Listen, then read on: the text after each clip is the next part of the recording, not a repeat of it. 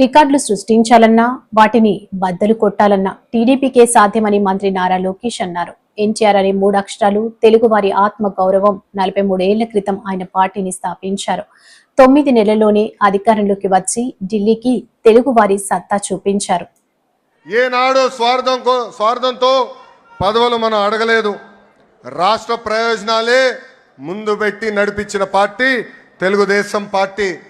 అంబేద్కర్ గారికి భారత రత్న ఇవ్వటంలో కీలక పాత్ర వహించింది తెలుగుదేశం పార్టీ. అంతెందుకు ఆనాడు అబ్దుల్ కలాం గారిని రాష్ట్రపతి చేయాలని ప్రతిపాదించిన వ్యక్తి మన నాయకుడు చంద్రబాబు నాయుడు గారు.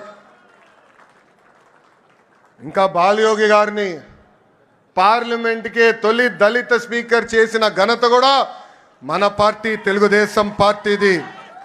హైవేల నిర్మాణం, విద్యుత్, టెలికాం, ఐటీ, డిజిటల్ పేమెంట్లో అనేక సంస్కరణలు కూడా తీసుకొచ్చిన party Telugu Desam party. Telugu Desam party జెండా పీకేస్తారని ఎంతోమంది అన్నారు. అలాంటి వాళ్ళు ఈరోజు అడ్రస్ లేకుండా పోయారు. అది మనందరం చూస్తున్నాం. 2019 వరకు మనం చూసిన రాజకీయాలు ఒక రకం, 2019 నుంచి 24 వరకు చూసిన రాజకీయాలు వేరు. అరాచక పాలన మనందరం ఎదుర్కొన్నాం. మన దైవాలయంగా భావించే తెలుగుదేశం పార్టీ కార్యాలయంపై దాడి చేస్తే మీసాలు మిలేసి రండి మేము ఇక్కడే నిలబడతామని చెప్పిన ఘనత ఒక తెలుగుదేశం పార్టీ కార్యకర్తలదే. అంతేకాదు మన అధినేత ఇంటికి తాడు కడితే ఆ తాళు తెంచి పోరాడింది మన తెలుగుదేశం పార్టీ కార్యకర్తలు. క్లేమోరల్ మైన్కే భయపడని పార్టీ మనది. ఈ కామెడీ పీసులకు మనం భయపడతామా? 4 ఎమ్మెల్యే లాక్కుంటే ప్రతిపక్ష హోదా ఉండదని చెప్పిన వ్యక్తికి ఈరోజు ప్రతిపక్ష హోదా లేకుండా చేసిన ఘనత తెలుగుదేశం పార్టీది. చివరికి ప్యాలెస్లు కూడా మనం బద్దలు కొట్టాం.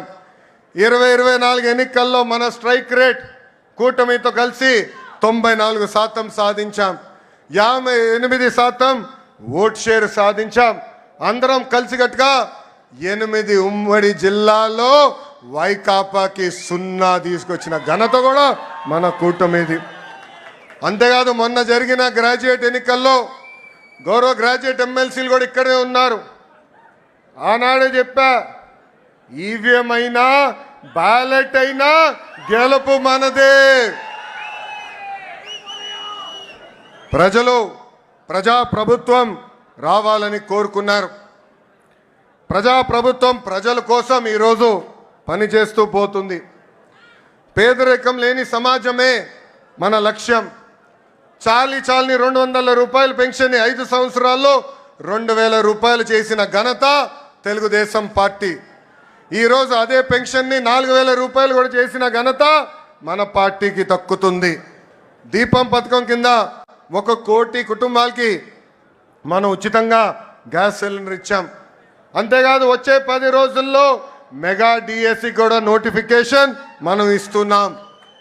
అధికారంలోకి వచ్చిన మొదటి 10 నెలల్లో 117 హామీలు పూర్తి స్థాయిలో ఈరోజు మనం అమలు చేసుకున్నాం.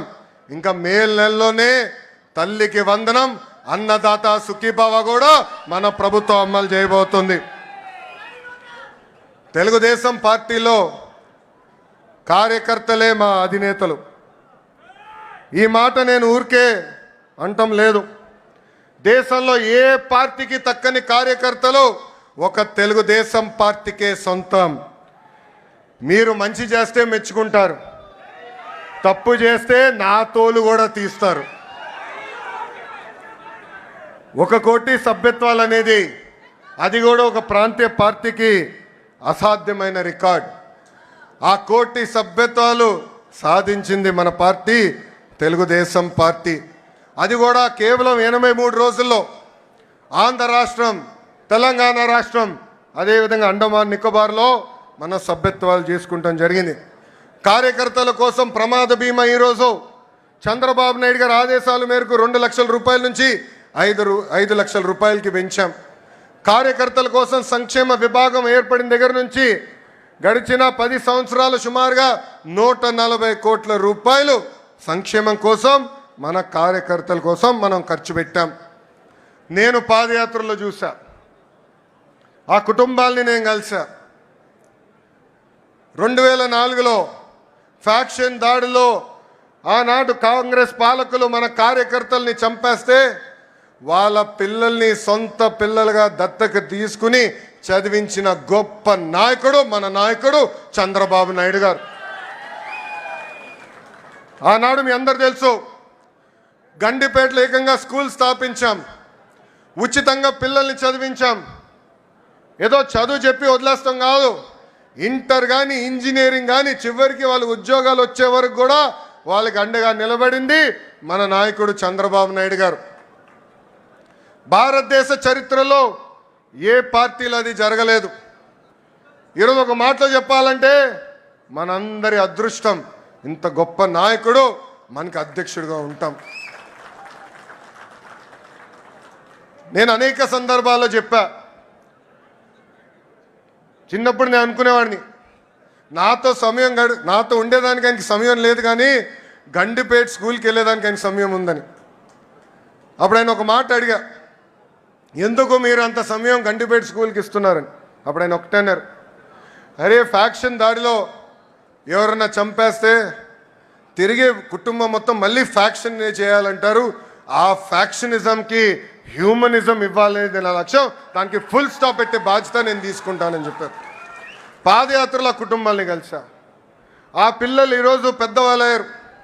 ఒక డెలాయిట్, ఒక టీసీఎస్ లాంటి సంస్థల్లో ఈరోజు పనిచేస్తాం జరుగుతుంది. నేను బయట ఎంత పోరాడుతున్నానో పార్టీలో కూడా నేను అంతే పోరాడుతున్నా. నా లక్ష్యం ఒకటే, పార్టీ కోసం అహర్నిశలు కష్టపడిన కార్యకర్తల నాయకులకి గుర్తింపు ఉండాలి. గ్రామ స్థాయి నాయకులు రాష్ట్ర స్థాయికి ఎదగాలి, పాలిట్ బ్యూరో రూమ్లో అడుగు పెట్టాలనేదే నా లక్ష్యం. పార్టీ ముందు ఒక ప్రతిపాదన ఉంచాను. 3 టర్మ్లు ఒక పదవి చేసిన తర్వాత పై పదవికైనా వెళ్ళాలి, లేదంటే ఒక్క టర్మ్ బ్రేక్ తీసుకోవాలి. జాతీయ ప్రధాన కార్యదర్శిగా నేను ఈరోజు 4వ టర్మ్లో ఉన్నాను. గౌరవ అధ్యక్షుల వారిని నేను కోరేది, ఆ సంస్కరణ నాతో మొదలు పెట్టాలని ఈ సభాముఖంగా నేను కోరుతున్నాను.